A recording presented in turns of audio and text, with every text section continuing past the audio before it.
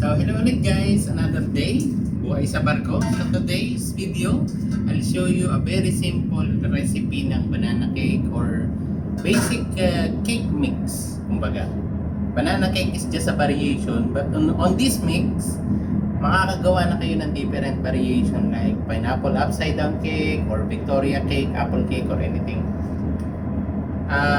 Basic na na recipe para sa atin. At this time, gagawa tayo ng banana cake. So, here we need 4 pieces ng eggs. Here, nag-crack na ako ng 4 pieces of eggs. Lagay lang natin siya sa sa ating mixing bowl. Also, kailangan din natin ng sugar. Kailangan natin ng 1 cup ng sugar. So, 1 cup.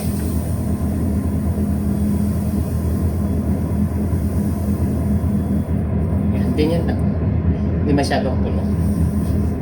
Okay. Also, kailangan din natin ng oil.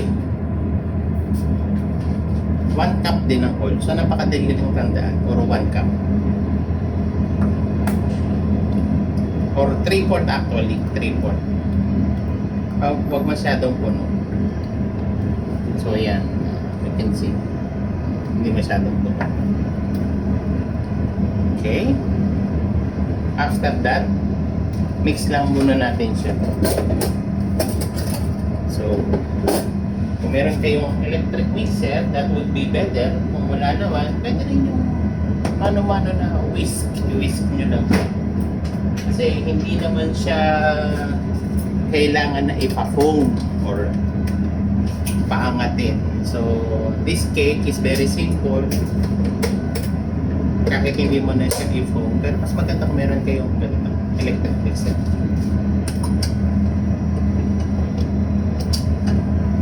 So ayan, bibit lang natin siya.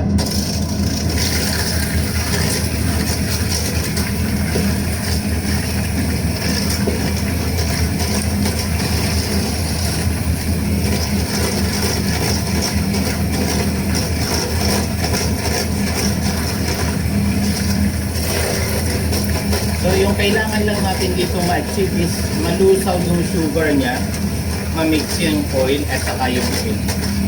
Okay?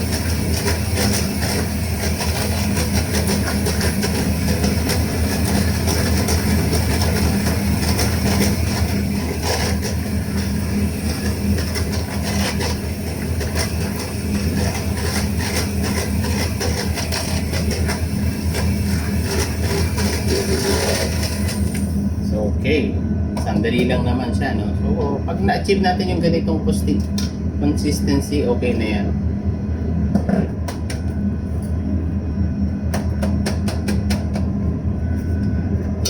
Ayan. So, after that, tabilang muna natin yung mixture.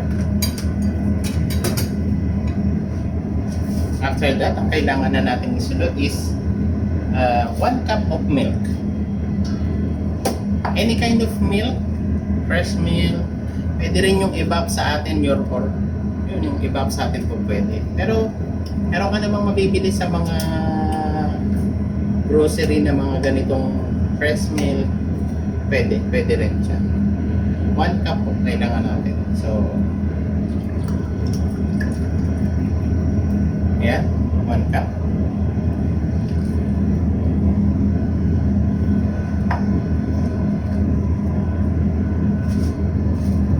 And also, makakabili po tayo ng yogurt sa mga grocery ganito.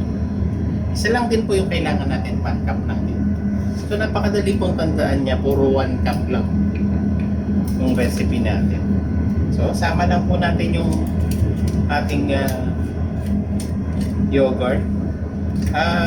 Mas maganda din po sana kung halimbawa gagawa kayo ng cake na banana base or banana flavor, gamitin nyo na po ang yogurt is banana flavor na din para hindi maghalo yung lasa. Kung gagawa naman kayo ng apple cake or pineapple upside down cake, gamitan nyo siya ng yogurt na lasang pineapple na din para hindi maghalo yung lasa. Fruit yogurt po yung tawag dyan, no? Fruit yogurt. Pero kung wala naman po kayong makita or yung available ninyo is plain yogurt, pwede rin po yan.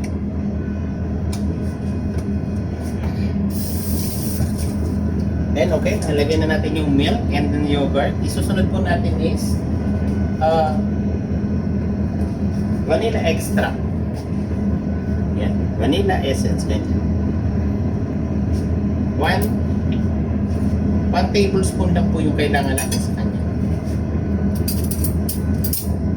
Yan. Or, yung takip niya, 2 times po ng takip niya. At this time, kahit ito, 1 tablespoon, okay na po siya. And then also, ihalo na rin po natin yung ating mix ng cake, which is banana. So, nagmash lang po ko rito ng 3 pieces ng ripe banana. Any types of banana, wag lang saba. Yan. Mas maganda kung lakatan kasi mas malasa yung matamis yun eh. So, ayan, minash ko lang po siya and then ihahalo na natin dun sa ating mix.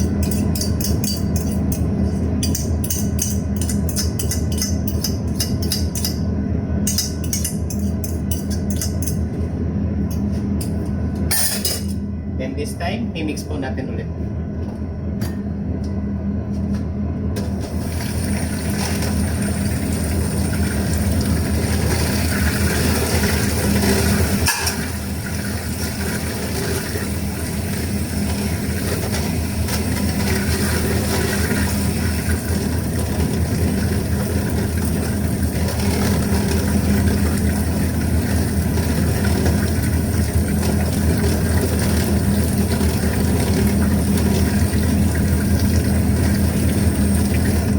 Okay na po siya. Mix na natin ng konti. Okay na yan siya. Then the last part po is yung dry products natin. Dry ingredients natin. So for the dry ingredients, kailangan po natin ng shifter or yung salaan.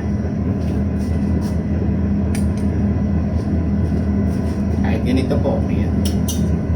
And then, lalagyan po natin siya ng 3 cups. 3 cups ng flour.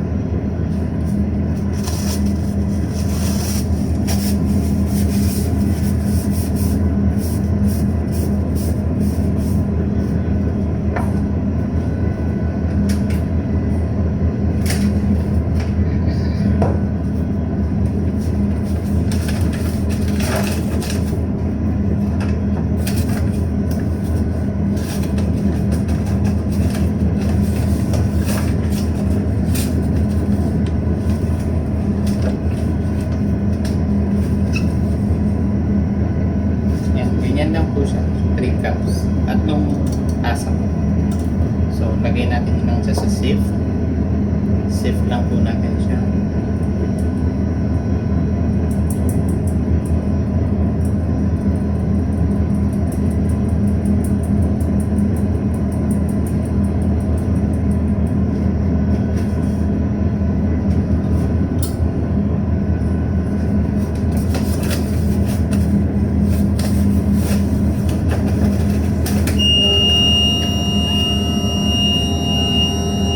Alarma po sa engine, sorry for the noise.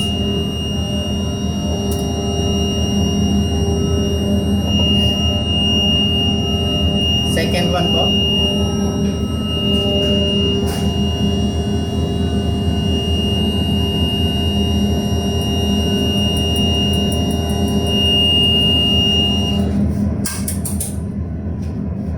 Yan, ako pasensya na. Ganito po talaga buhay sa barko. May noise talagang kasama kasi yung engine minsan nag-aalarma yan. So, yung second cup po natin, ihalo naman natin yung baking soda. Yan, baking soda po yan. So, kailangan po natin ng 1 teaspoon ng baking soda.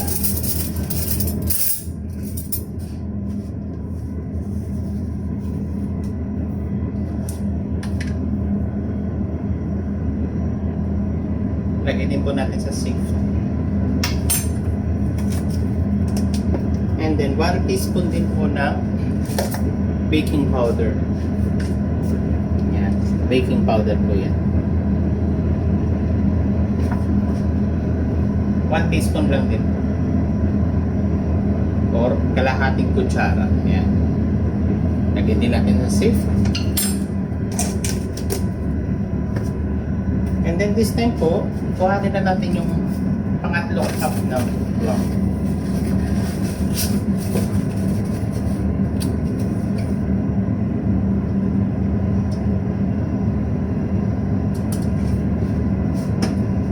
Then, sift lang po din natin.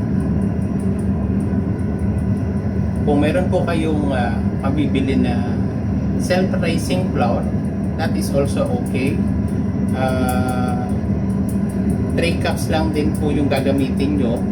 Pero dahil self-rising siya, hindi nyo na po kailangan siyang maglagay ng baking powder and baking soda.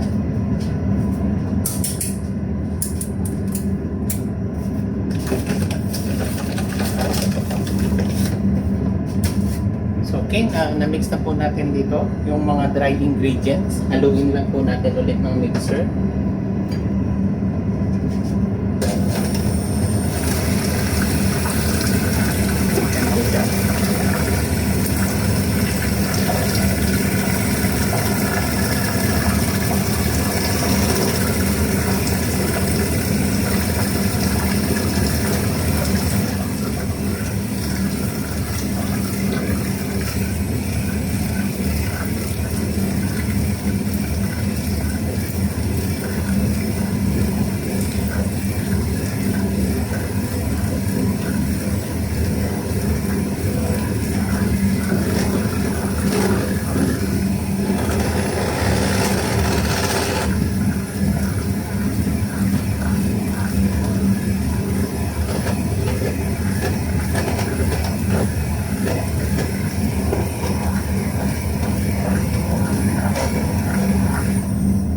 So, kuha tayo ng spatula.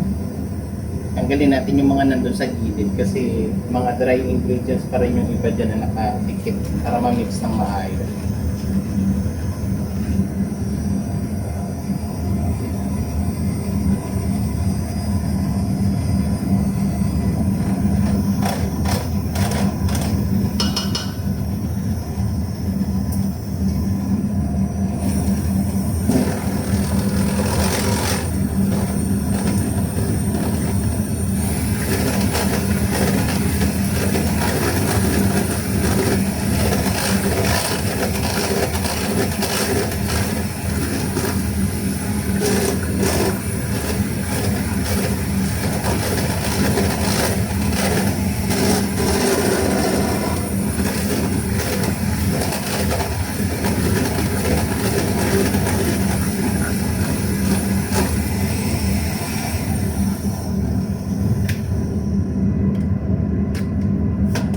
Okay.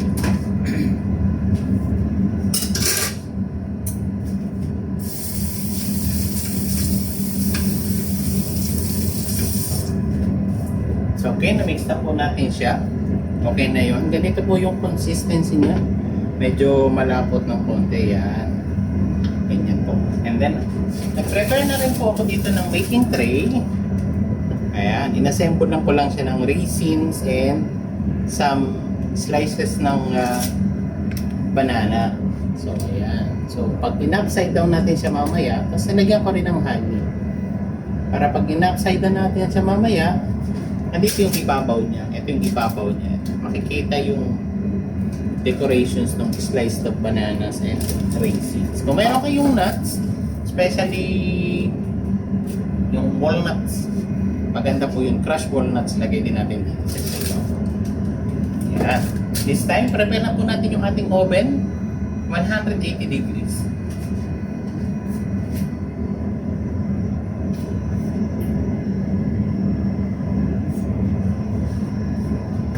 Okay.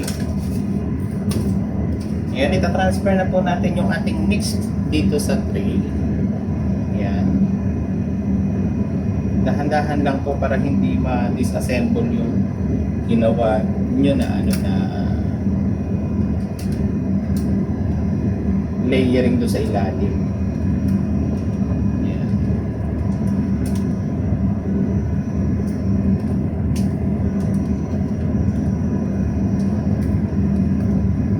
advantage po ng ganitong mixing is hindi siya maselan. Unlike nung mga ibang cake mix na kapag hinalo mo, kailangan isalang mo agad or kailangan ma-foam or maalsa yung may hangin na mabuti. So, na-mix mo na mabuti.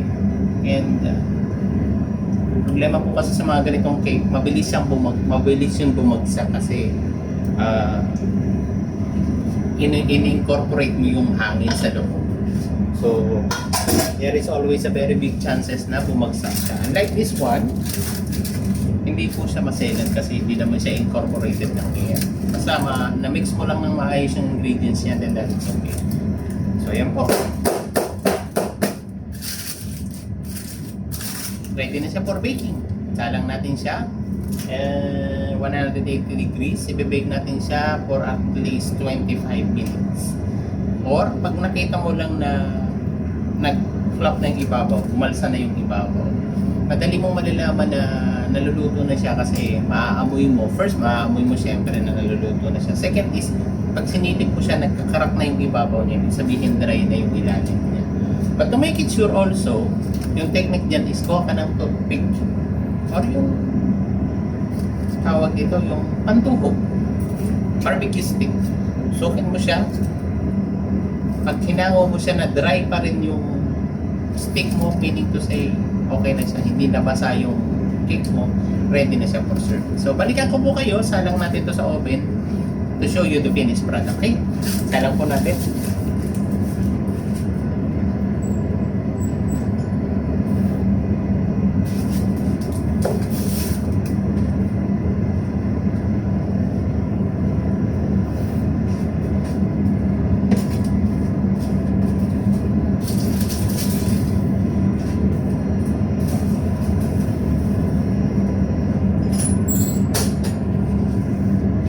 Yan.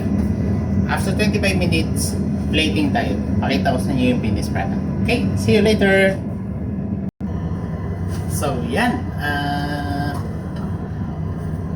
25 minutes pass na. So, check natin yung ating finished product. So, pero bago yun, kantayin nyo na yung inyong tray. Yan. Diyan natin kasi siya i-upside down mamaya. Pag ready na yung ating finished product. So, check natin yung ating finished product kung ano yung itsura na niya. After 25-30 minutes na.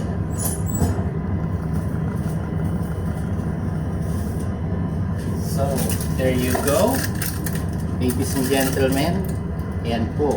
So, makikita nyo, hindi na siya shaky. Meaning to say, yung loob niya is firm na, naluto na. Kaya rin na sinabi ko sa inyo kanina, yung layer niya, yung ibabaw niya, medyo nagka-crack na. So, meaning to say, luto na yung ilalim.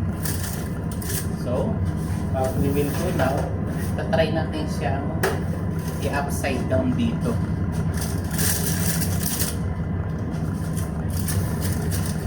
Yung iba, hinahayaan mo na nilang mag-rest, lumamig kasi there is a big chances na bigla nga siyang babagsak. This time, I'm pretty sure naman, confident naman ako na hindi na siya babagsak. So, try natin siyang i-flip.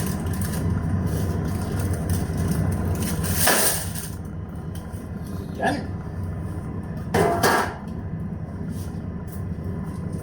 So, time to reveal the finished product. Yan, tanggalin lang natin yung ating nilagay kaninang baking paper.